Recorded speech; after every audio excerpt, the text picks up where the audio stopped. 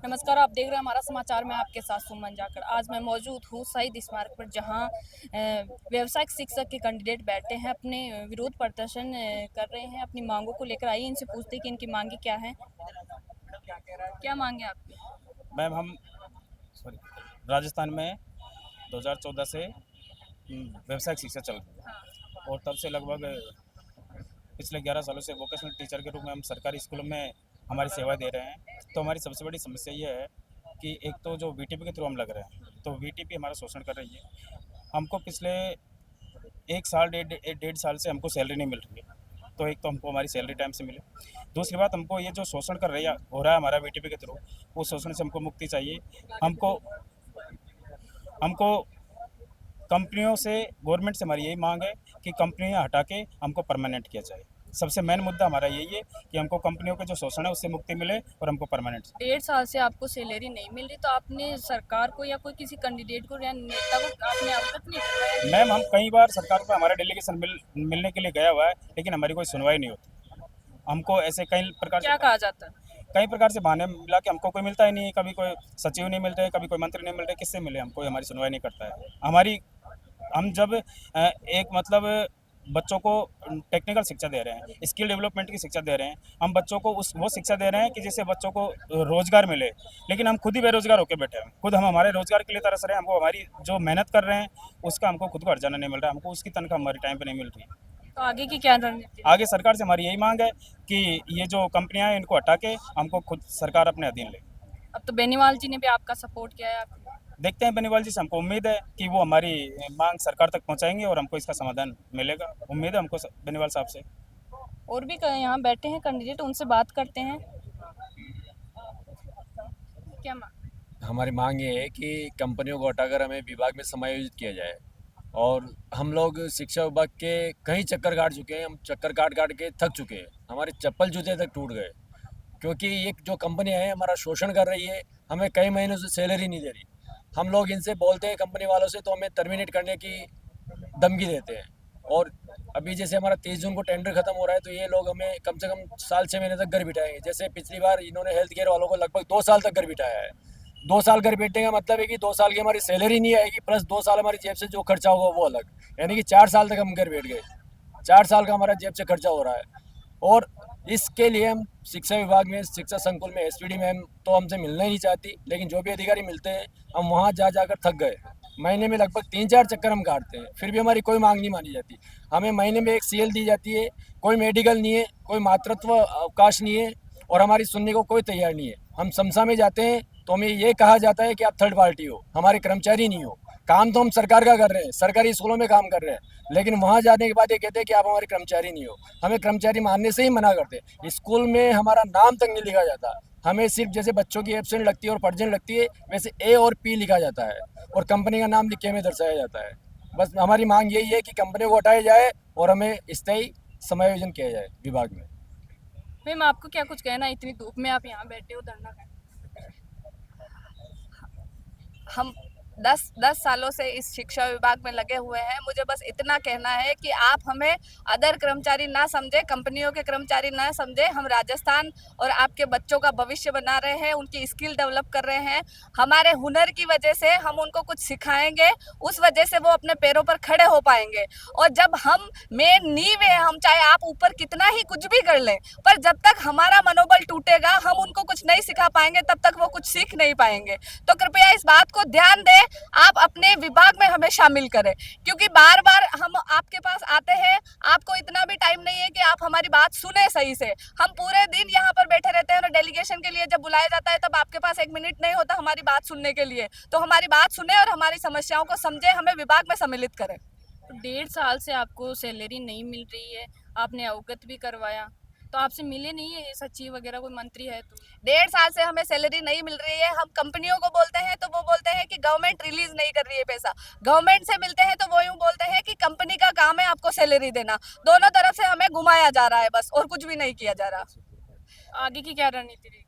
आगे की हमारी ये रणनीति रहेगी कि जब तक हमें हमारा हक नहीं दिया जाता, हमें विभाग में सम्मिलित नहीं किया जाता, हम हमारा धरना जारी रखेंगे। को वापिस जगाने का समय आ गया।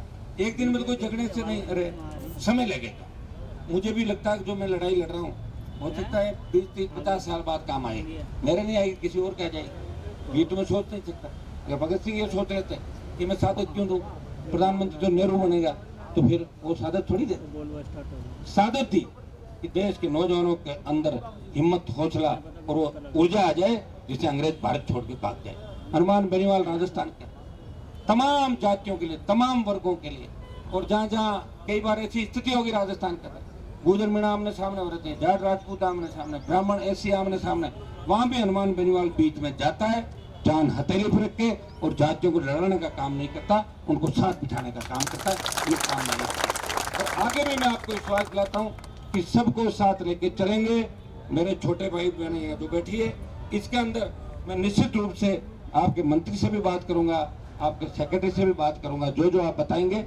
और मैं भी उसके सोशल मीडिया का जो है तो लाइव चलेगा मेरा इसके अंदर, और मैं मेरा और मेरी पार्टी का पूरा समर्थन आप लोगों के साथ है, आप निश्चित हैं। और इस बार जो लोकसभा चलेगी, इस बार लोकसभा चलेगी तो लोकसभा के अंदर भी आपका नाम बन लूंगा, इसलिए लूंगा स्किल डेवलपमेंट, स्किल डेवलपमेंट।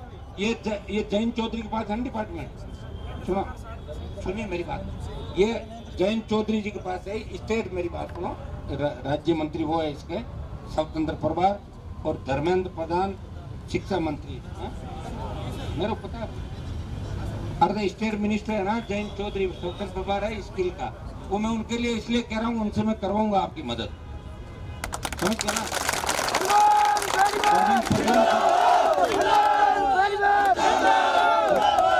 अब जब अभी तो बात आपकी कर ही रहे हैं, और उसके बाद इस बार जब लोकसभा चलेगी तो निश्चित रूप से 5 लोग डेलीगेशन के साथ आप आना।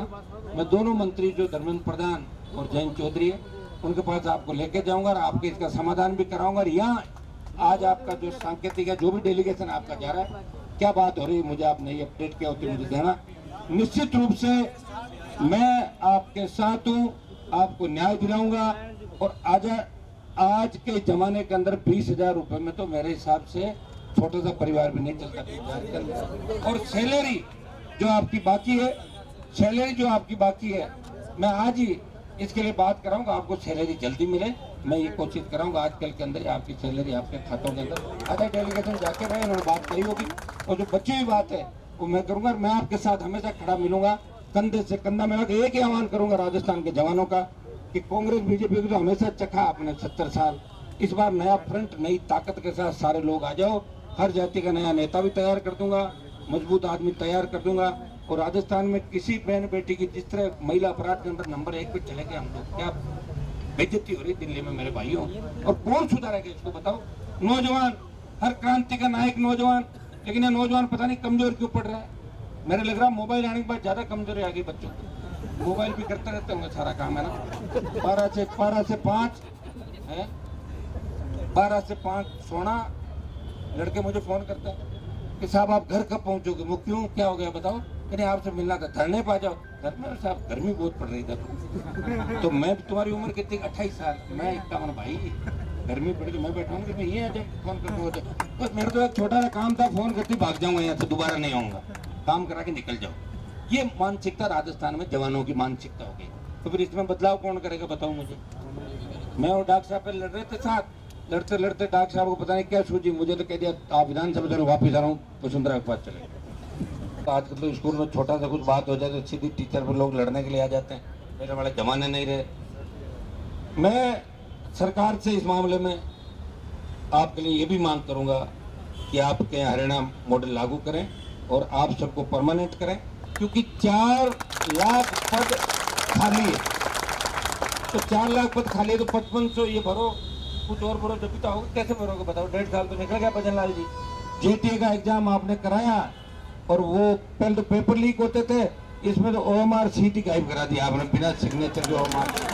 आप तो अशोक गहलोत के गुरु निकले कि वो पेपर लीक करवाते थे उनके मंत्री, आप पेपर वाले लफड़े में नहीं पड़ते, सीधे OMR अंदर के अंदर। ये नया पैटर्न आप राजस्थान के अंदर लेके आए हो।